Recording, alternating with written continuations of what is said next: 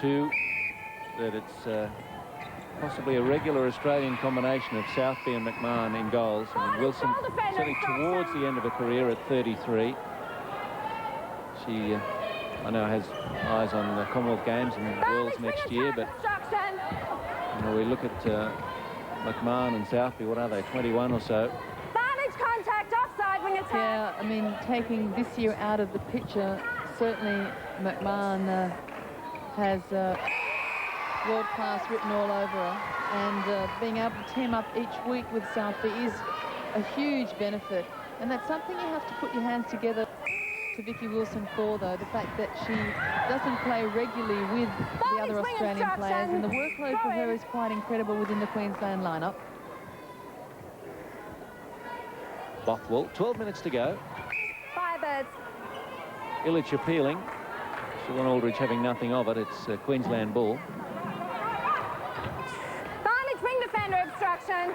Well, the two Melbourne defenders chose to look after Dever for some reason. I don't know why they stood flat-footed. Wilson was orchestrating that from the time the ball was on its way out. They saw her put a little touch into the back of Dever. She told her to hold. She made the move to the top and was always going to find the back space nearer the post. Bothwell, Wilson, quick hands on, ouch, as Illich goes down and immediately called for time. She doesn't look too distressed. Hopefully she'll be okay. And goes on to Wilson with a very ambitious offload to Dever, who was always under pressure from Illich.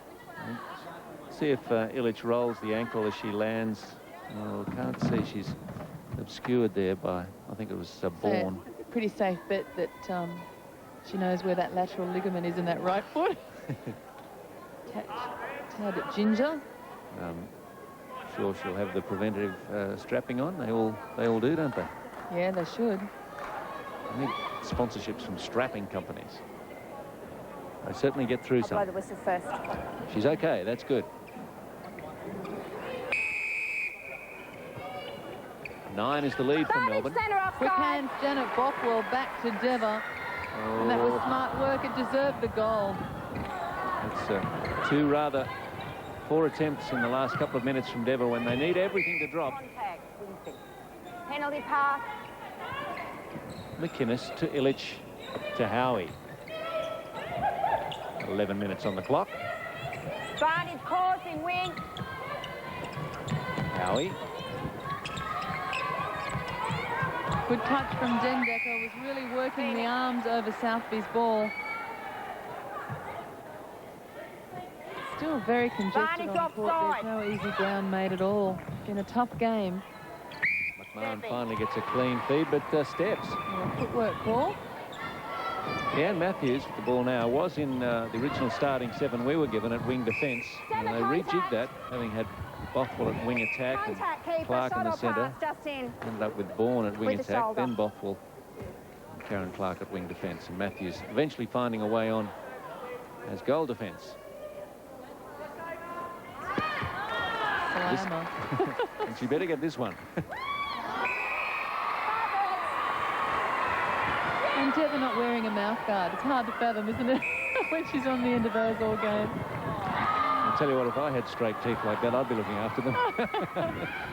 McInnes just took a wonderful intercept, only to give it a soft offload straight into Firebird's hands. Oh. Throw in outside. Placed in. Illich quickly onto it, but outside circle. Can't keep it. Touched by Illich again. Precious seconds tick away. Oh, that was a pretty fair hold from a slight goal attack. She was trying very hard to put the hold on and save her ground, and Illich was coming down at her from a great height. Just 7 the difference. Barney contact centre. Man. Contact. That is a brilliant goal under the pressure of the tape from a very young player. That was had class written all over it. Sherelle McMahon, the name you'll be hearing a lot more of this year and in years to come. Dever. Oh, there's a fair bit of pressure on that one as well. That's number 12 for Belinda Dever, 12 from 19. Contact against Matthews, so she's got to stay put, which is left the circle. Looking rather juicy for Melbourne. Defending off court, shooter. Defending off court against Eloise Southby, turns the ball over. Firebirds in possession. They didn't need that. They had 2 on 1 already. Throw in.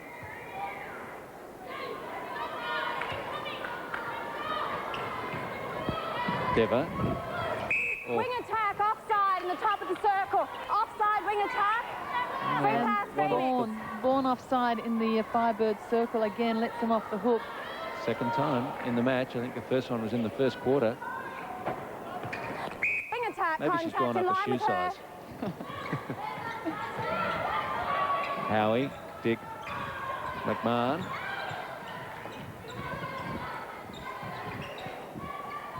Southby.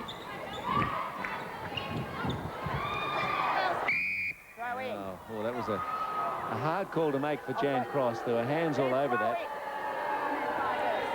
And after the question from the players, and Jan Cross referring to Siobhan Aldridge saying, help me out here, how did you see it? Interesting, well, semi-overrule. I mean, I'm all for umpires consulting with each other, but Jan had made a call initially, so it was an unusual one. Yeah, I'm not sure whether to respect the fact that she was unsure and she asked for clarification, which I think is a great thing, or that there was intimidation from the Firebirds coach and the question was then asked. It's a difficult one, isn't it? Yes. We'll let it go. Now that we've discussed it at length. That's right. We didn't comment, we just discussed. Yeah. Halfway through the last quarter, and Firebirds still with a bit to do. 8 they trail by. Well, it's absolutely possible that they can do it. They need, though, to string it together more consistently than they are. They keep letting themselves off the hook with missed shots and offsides. How was that feed from Wilson? Lightning, and that's one they've brought back. Howie. Oh, Clark. Well done. And they've got the numbers. Phoenix. The Just mad need rush to be back patient. to the circle. This will be 2. And that's the crowd. They're back in the game. If they could keep it up, the Firebirds will know they've got some support. Dendecker and Clark working well in defence. Wilson, though, will work it really quick. Realises the defenders have overrun the ball and offloads to Dever. But they've let the turnover happen at the other end. So they really needed to convert that centre pass. They've not done so. Howie. Just a touch out from Bothwell to slow things down. Barney's contact. Southby. Barney's obstruction. Howie and Southby. Dendecker working hard over the shooting arm of Southby. Phoenix. Howie once more. Southby works the top. Karen Clark That's a throws scrum. himself into a work. Had it first, no one else. Play on. And the players all a little confused by that little fracas. Dever. Wilson finds herself open. Goes through the contact. Slaps at the rebound, and it's a turnover. Whoa, Howie. Howie juggles, and it's a replay, and she's not happy. I'm just trying to read her lips to what she said in interpreting the call from Jan Cross. Well, she just had another go after the event as well, and there wasn't too much doubt left that she was unhappy. Oh, it's a costly one for the Firebirds to give up. Oh, down they go, McMahon. Ran over the top of Leanne Matthews' foot and tripped. Jan time. Whole time. Right of screen, down she goes and bangs the head. Ponytails are handy sometimes, cushion the fall. No, that hurts. That hurts like heck. She really tripped up the back of Leanne Matthews, didn't she, looking at that? Yeah, that's the knee as well. So I think it was more that the fall was heavy and the head hurt. priceless netball asset, Sherelle McMahon. You wouldn't wish an injury on her. Of course, the Firebirds don't need this. They don't need Drink off the the court, break. please. Janine Illich. Take the drink off the court. Take the And drink of course, off the the court. instruction now is Drink to take off the the drink court. off the court. Pat Chappell Right, time on the whistle. now doing that. I fear that there's spillage on court and dangerous. Firebirds really need the momentum to be kept going, and that stoppage wasn't going to help them as the Phoenix make good use of it and stretch it out again to 9.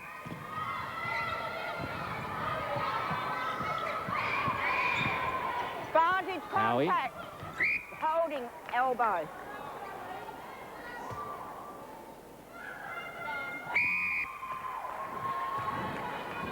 Firebirds. Bothwell centre pass, and the lead is back out to 10 as it was at three-quarter time. So I have to think the match is just about gone now for Queensland, especially as they give it over once more. They'll be disappointed because the margin doesn't really do justice to their performance, and they really had it within reach to bring it down to about 4. Matthews, Dever, Contact centre. and Illich maybe milked it. Bothwell certainly thinks so, the look on her face. And Southby can sink them here with that one. That's why they're hard to topple. They have 2, 3 shooters that can turn under the pressure and under the physicality of the game and just pop them in without any apparent effort. McMahon absolutely open, and it's gone. Firebirds. 2 to take it out to 12. And this is why they are champions, Melbourne Phoenix. Wilson on the baseline. I think she's changed her shooting action a little. It seems a bit more leg drive and a bit more push. I think about 3 shots before I was watching it thinking it had been chucked and not thrown with the normal timing, and I don't know whether that was a sense of urgency. Overall, I haven't seen a change in it. I think there's been just a couple in the last few that she wanted to get away early, and it ended up more of a push than a fine touch. Right. Walks it in front of the post, but it doesn't drop. So Dendeka, as you can see, 2 minutes on the clock, brings it back into play for her team. Wing. The coach and goalkeeper having started the match at their goal defence. A very dangerous move. Oh, Jan Cross having strong words to say to Sherelle McMahon along the lines of causing. Illich and Dever can smile at each other. That was certainly an accident. And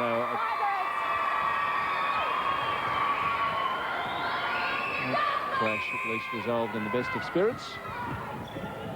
Bothwell, Wilson, Vaughan, Dever, Wilson.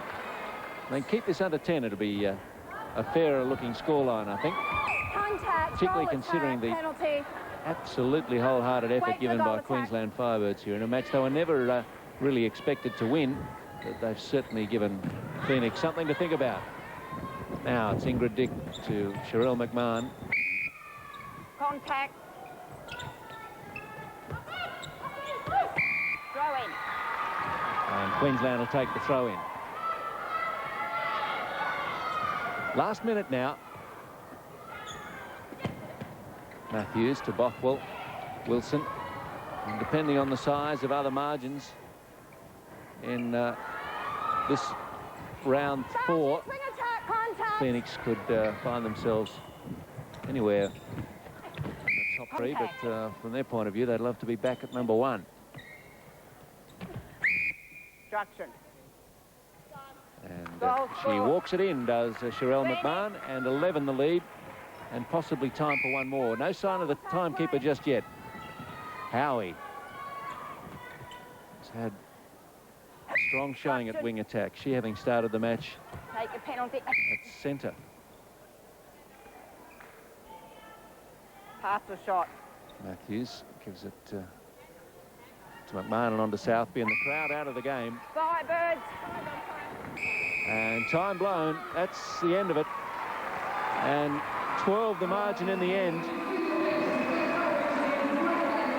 And I have to give full credit to the effort for Queensland Firebirds, who really needed the win today. They haven't come up with it, but they've certainly made Melbourne Phoenix work hard for their 2 points. And 52-40 the final score. And we'll just hope that Queensland, not too downhearted about not being able to produce a win tonight, but they certainly, you consider last year's results, 72-39 they lost in the first round, so that was by 33, and they lost by 19 in the second round, 61-42. But here in 1998, just a 12-goal loss, and they were probably a better team than that. 38 penalties to 22, something for the Firebirds to think about there, but the rest of the stats, they were pretty much a match for Melbourne Phoenix. 17 intercepts to 19, and Simone McKinnis taking about half of those Phoenix intercepts. 21 turnovers to 16, and of course Phoenix with more possession, so they won it by 12. Here's Anne Sargent with Sue Howie. Thanks, Steve. Well, Susan, congratulations on the win. It wasn't a game that was lacking aggression, was it? No, definitely not. We were here to play netball, and I think they were as well, and it showed on the court. There's no disrespect intended, but I don't know that the margin really reflects the type of game. Queensland really took it to you at times and probably had it within their power to take a win. Well, I mean, it was there at some stages. We did let them slip back into the game, but I mean, it was a credit to us. In the third quarter, we came out and we really took advantage. How effective do you think the half-time changes were? Was that a key to turning the game around, or was it more that players on court lifted? Well, Norma told us to let the ball go, let it flow. As soon as you catch it, you see the option, let it go, and I think we did that, and it showed the ball was moved a lot faster on court. Were you surprised by how physical the game was? I don't think I've seen one quite as niggly as that for a while. Yeah, I was a little bit surprised myself, but I mean, that's the game. Sometimes it's like that, I guess. I know you don't shy away from that. You had a couple of words to Jan Cross in that last quarter. Can you tell us what you said? Oh, you're umpiring very well, Jan. Okay, well, that's the first lie of the interview. We'll leave that one be. Were you worked hard by Norma Plummer after the loss before Easter? Yeah, we sat down on the Tuesday night and assessed it and worked out a lot of problems that we'd sort of had, but we're all on top of them now, and there's, positive vibes in the club now, so we're looking forward to the rest of the season. Well, you're back in the winner's circle. Congratulations on a tough one. Thank you very much, Jan. Tomorrow, an important game for the semi-final chances of both the Sydney Sandpipers and Perth Orioles. Do join Simone and Monica at 1 o'clock for that one. And then next Friday night, round 5 with the Swifts at home to the Firebirds at 11:05 nationally. We look forward to your company next time on ABC Sport. I'm Steve Rebillard. Goodbye from Brisbane.